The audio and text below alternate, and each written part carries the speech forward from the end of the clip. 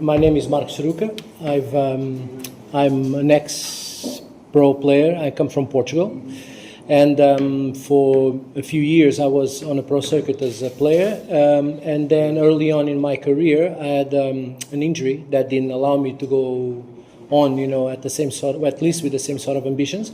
So I started coaching. And then I've been on a circuit as a coach for many years with players on the ITF, ATP, WTA, so all these organizations. I had players of mine that were traveling with me and I was accompanying them. And then in the last part of my professional career until now, which was from 2010 to 2019, I was technical director of one of, if not the biggest and most prestigious club in Portugal, which is called Tennis Club do Estoril, which is a tennis club of Estoril. Is the only club in Portugal that has a $250,000 and so I was there until 2019, and then COVID came, and I wanted also to make a little bit of a change in my career because all my life was geared towards becoming an expert in competition. This is where my passion was, still is. And therefore, I put myself in a market looking for a place where I could create my own academy and, give it a big push towards, helping players to achieve their dreams through competition with, obviously, my expertise and my help. The opportunity presented itself in India because I put myself in the international market, and what appeared immediately was the possibility of doing something on these lines in Chandigarh.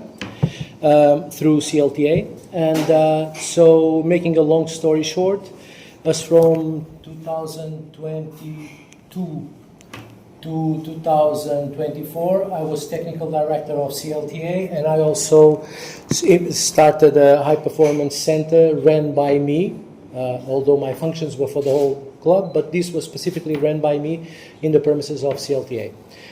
In 2024, I left CLTA and I carried on with the same project, now independent from any organization, from any institution. I carried on this project in Council, in a club, which is called Chandigarh Tennis School, in cooperation with them. So now, that's where we are based. So Marco, how do you find players here different from your country, Portugal? So it's very simple. I tell you something. I was quite surprised because my contact with Indian tennis was always based on the best Indian players that were playing internationally. So from my generation, before my generation, even from historically known about, the Ramanathan Krishnas and all these players from the 60s and the 50s, all the way through, Vijay Armitraj, Ramesh Krishna, to the most modern ones, the Leander Paes, the Bupatis, the Shania Mirza. So all these players were the players that we knew, and obviously they're very high representatives of tennis in India. So, but the surprise is a very positive surprise because in the end of the day, in general, Indian players are more hardworking and more committed, as well as in many ways more talented, than Westerners, than the ones that I'm used to deal with. What about the novices actually who are learning from you, or basically it was the young players actually, young talent of India, basically of Chandigarh or vicinity actually. So how do you find them? They are tough enough? Yes, they are. India has its own challenges. Especially, I think, to be honest, tennis is not an exception. They have their own challenges, which has to do with the know-how to manage sports careers. And that's not only from the perspective of a professional, but also from the family environment, from the influence of parents that are not as, not as experienced or as knowledgeable how to help their kids to achieve whatever needs to be achieved. So that is a little bit of a problem because there are some typical interferences from parents, instability created by parents because they don't have a lot of boundaries, don't have the know-how, so there's a little bit of an influence and can be detrimental to the improvement of the child. And this is something that is very noticeable in India. It's generalized everywhere, but India is not an exception on this. Now, the thing is very basic. Here, more than any other places, like I say, the players are willing to learn, like they're very hardworking, and the results, for instance, we have players that have been with us from the beginning. One of the few that has been with us from the beginning is now number one in India in the 16s. That's a product of our work, to be honest. Although, we have to be honest, the boy, who's called Marco Saruca, is very talented, very hardworking, very skillful, very gifted. He has all the qualities, but he's also, we have to, take our credit and merit for what type of work and what sort of results have been achieved with him. He's the first player from Chandigarh ever to be ranked number one in India, in whatever age group. And in reality, like him, we have a few more players that will, sooner or later, will go on the same sort of path. How many students do you have here as a coach? You're training us. How much? How many students are you training? We have right now, at that sort of level, competition and high competition players, we have 29 players. 29 players. 29. One is seeded one. One is number one under 16s in ITA in India. All right. So he's ranked number one. He can play Davis Cup.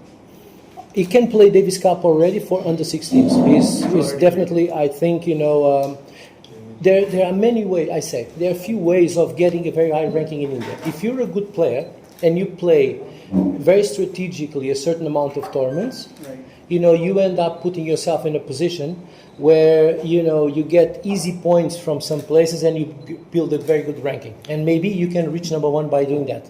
But in Rebarb's case, it's the other way around. We don't choose tournaments. Our goal is to improve him as far as possible. So taking him to international level will be the next step. However, he's been winning all the tough tournaments in India. The strongest tournaments in India, he's been doing very well on them. Therefore, that's where he got his ranking for. And that tells me that, he's probably, I'm saying probably because I want to be nice, is almost definitely number one in all measurements of a player. So, he should be playing Davis Cup. Marco, please. Marco, apart of this, who's your favorite winning contender today? Sina or Alcaraz? Oh, it already finished. Which one is your favorite one? Oh, my favorite. And why? It's very difficult to tell one from the other in terms of favoritism because we're talking about two really high-level players. For me, I feel that in the end, Alcaraz is more of a complete player. So although they play at the same level, when they play against each other, I would probably give the favoritism in normal conditions of 55%, of victory possibilities for Alcaraz and 45% for Sinner. But it can go the other way around, because we're talking about very small differences. However, the thing is, Sinner is a very tuned, hard-working, mechanized player from the back of the court that plays with a lot of pace, deep balls, changes of direction. Doesn't have the same type of weaponry in terms of shots and variations than Alcaraz has. So Alcaraz really, in the end of the day, can bring more onto the table than Sinner in normal circumstances. Right. So another question is regarding to the same purpose. You are a pro player as well. You played for the Portuguese team. Yeah. And now I heard a story about the Sinner that they went to after they won the Grand Slam before in the US. And he went to this village and built a school for the children for the winning amount. Yes. And I heard a story about the Nadal as well. He's working with their kids. He's going to the job. So what's the drawback with the pro players they have?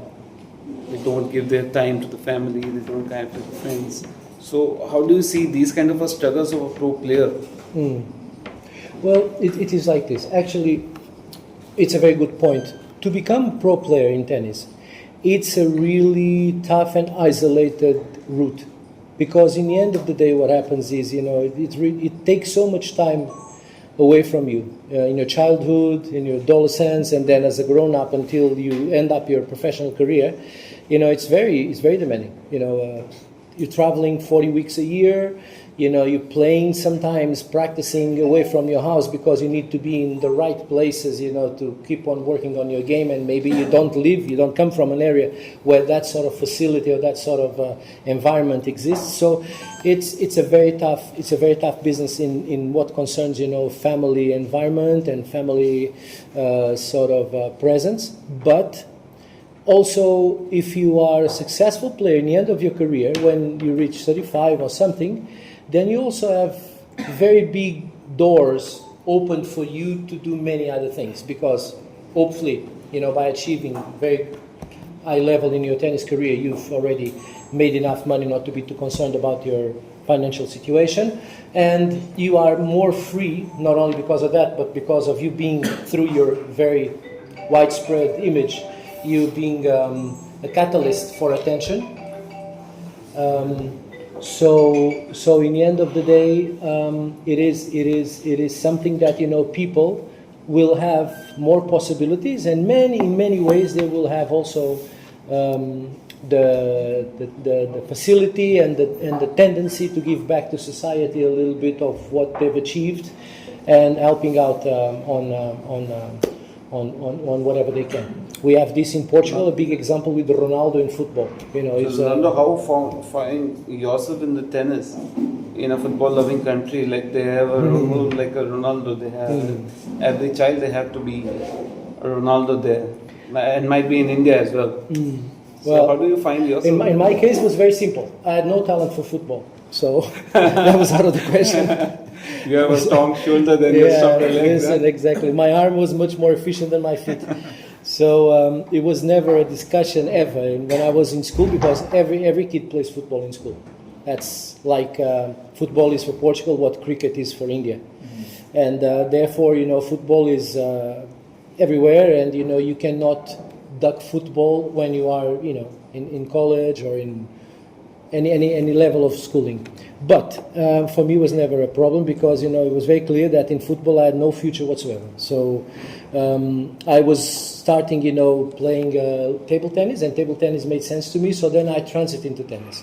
In 1980, I saw the final of Wimbledon, McEnroe-Borg. You know, that's a very classical final, and I fell in love with it, and then I started playing tennis straight after. So Marco, let's bring you back to the Chandigarh now. So how you find yourself with the CLTA? You're working there. You put in strong allegations here that they do not promote the talented tennis players. No, it's like this. So without unloading too much on CLTA, because really, you know, it's not. I don't have the temperament to go and complain too much about things, but I'll give you some oversight of how my situation with CLTA happened. So I was hired by CLTA to be technical director of CLTA, and at the same time, I met you. Sorry, I interrupted you. I met you first time in the center court of the CLTA only. Yes. So that's why I'm asking you. Yes. So what's wrong with the CLTA right now? And what you point out the points over there that they are not working in the development of the tennis or the tennis player in the city? Well, it's very simple. What I found there was that, you know, CLTA had a different agenda than me.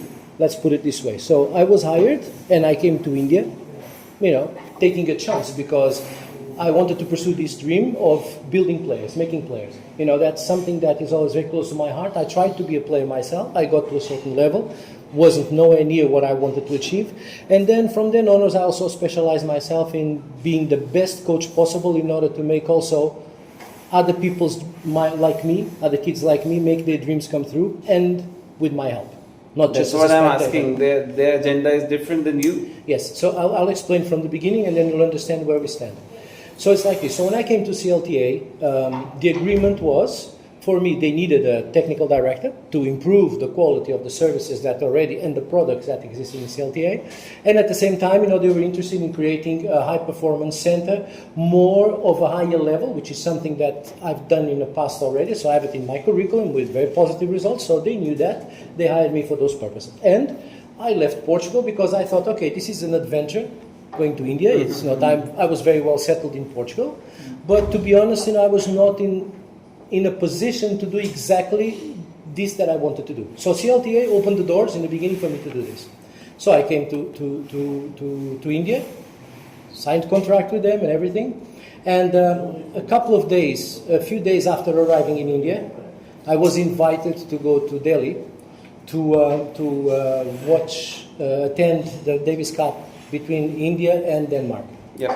So on the process of being there, I met a lot of people in the tennis world of India. I met people that were also not only on the administrative side of the Indian government and whatever. And actually, I was, what do you mean by that? So, listen, while CLTA works the way they are and they have the people managing it the way they do, listen, it's not possible to do anything with them. And I thought, okay, this might be a little bit of a joke, because in the end of the day, tennis is an environment where people say a lot of half-truths, and I'm used to it. So when I came back again to CLTA, bearing this in mind, anyway, some people came to me and they said, sir, you are going to find a problem here, which is you're not going to be allowed to do your work, and they have other agenda for you. They want to use you like they've done this in the past, and that's how it is. So anyway, I didn't pay too much attention, because even if there was an agenda, different agenda with CLTA towards me, in reality, my thought process at the time, and coming from where I come from, where things are quite straightforward, and this is how I measured, and I still measure the world. I thought, okay, CLTA is an association that should be, wanting, to promote tennis. At least that's why they're hiring me, to promote tennis and to take the players to a different level. And also, they are based on a government stadium. So in the end of the day, where I come from, when there is any sort of private institution running a government premises, or it's an association, the government also has a say into it, and the government also, puts some boundaries, even on especially on things that are not so right. So in the end, I was quite safe in the sense that I said, okay, listen, whatever the agendas they might have, they are within a certain boundaries, and I might probably be able to do my work. And actually, the first few months that I entered the process of CLTA, things were going fluidly. And funnily enough, to make a long story short, as soon as the lease was re-signed with the government of Chandigarh, then the attitude started progressively to change towards me, and the environment became a little bit, let's say, hush, on the sense that they were very happy that I would feel uncomfortable and move out of the way. Everything that I'm saying is backed by a lot of events, a lot of proof that I do not want to bring it up here. I'm just explaining why I came to India and why I left CLTA. And I have witnesses, I can prove it, so I don't want to go into these details, but the fact is, I was pushed away. The environment became, on purpose, inadequate for me to be motivated and to feel good about staying there and working there, so I decided that, I don't come all the way to the age that I have on my profession, trying very hard to be the best I can with the limitations that everybody has, and I certainly do, to then get exposed to a situation where some people unethically and incorrectly, take advantage, and they create a very acidic environment for me to work in. Coach, when you leave CLTA? I left CLTA in April of 24. So a year and 4 months ago. You want to name anyone that they are working not properly and ethically? Listen, I think I don't need to, because I think it's common knowledge what's happening in CLTA. So, like I said, I'm not taking any revenge on CLTA. I just got to a point where I realized that CLTA was definitely not the place to work with. In 2024, you're signing agreement has been finished, or you terminated? No, I terminated. I left. I presented my resignation. I sent a big email with an X-ray of everything that was happening. What time your agreement will till what time the agreement? It was being after the first year was being renewed every year. Okay. So It's a it renewal was to be process. renewed again, you know. So I in the middle of the process, I said I didn't want to stay any longer, and then I moved out. Marco, what is the last age you propose that a person should retire on this game? Or as a professional. That's right. It has really, to be honest, you know, I think that's very personal in a sense that it depends where your results are. So you see, for instance, you see Djokovic is 38, turning 39 now. Legend. And by what is a standard, you should say, listen, man, it's time for you to take a break, you know, and Absolutely. enjoy the rest of your life. But the fact is, you see him playing 4 Grand Slam semi-finals in the same year, being number 4 in the world. So definitely doesn't look like, if he still is motivated to keep on trying and to keep wanting to be there, he enjoys it, then there's nothing stopping him from being there. Now, obviously, in general, people will start losing physical qualities or even the focusing, you know, getting mentally too exhausted from a very heavy environment, you know, for many, many years. So normally after 35, 36, people will start, you know, to consider leaving the sport from the competitive perspective. And who was your favorite player? Of all time. Yeah, that's right. Listen, Male I and have, female. I have right now or in the past? Anytime, like. Anytime. Listen, I have to go with Bjorn Borg. Because he's a player that was probably the most domineering player that I was able to witness in my eyes. I saw him play. Marco, you're mentioning Joko. He's a player of the current era, is a master of his game as well. So I'm just knowing for my knowledge, the repo and the